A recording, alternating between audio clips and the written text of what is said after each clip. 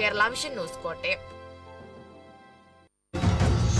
Thiruvananthapuram Marinad mini കണ്ടെയ്നറും പിക്കപ്പും കൂട്ടിയിടിച്ച് 4 പേർക്ക് പരിക്ക്. പരിക്കേറ്റത് സുനിൽ, നീരജ് രാം, ഷെരീഫ്, ജോമോൻ എന്നിവർക്ക്. പത്തനംതിട്ടയിൽ നിന്നും പൈനാപ്പിൾ കയറ്റി വന്ന പിക്കപ്പാണ് കണ്ടെയ്നർ ലോറിയുമായി കൂട്ടിയിടിച്ചത്. പരിക്കേറ്റവരെ ആശുപത്രിയിൽ പ്രവേശിപ്പിച്ചു.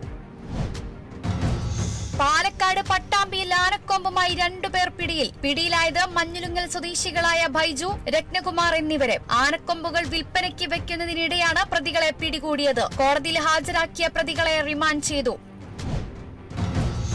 മലപ്പുറം പൊന്നാനിയിൽ അന്യസംസ്ഥാന തൊഴിലാളികളെ ആക്രമിച്ച് പണം തട്ടാൻ ശ്രമിച്ച കേസിലെ പ്രതിയെ അറസ്റ്റ് ചെയ്തു. അറസ്റ്റിലായത് മരക്കടവ് സ്വദേശി സൈനുദ്ദീൻ. കഴിഞ്ഞ ദിവസമാണ് അന്യസംസ്ഥാന തൊഴിലാളിയെ ആക്രമിച്ച് മൊബൈൽ ഫോണും പണവും കവർന്നത്.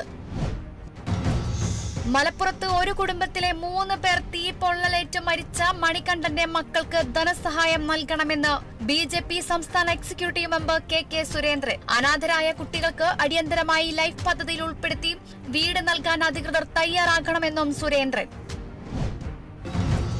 Thiruvananthapuram Kattakada CPIM local committee ബഹുജന സദസ്സ് സംഘടിപ്പിച്ചു. പരിപാടി ജില്ലാ സെക്രട്ടേറിയറ്റ് അംഗം N രതീന്ദ്രൻ ഉദ്ഘാടനം ചെയ്തു. ലോക്കൽ കമ്മിറ്റി സെക്രട്ടറി അസീന മോളുടെ നേതൃത്വത്തിൽ വിപ്ലവഗാനം ആലപിച്ചു.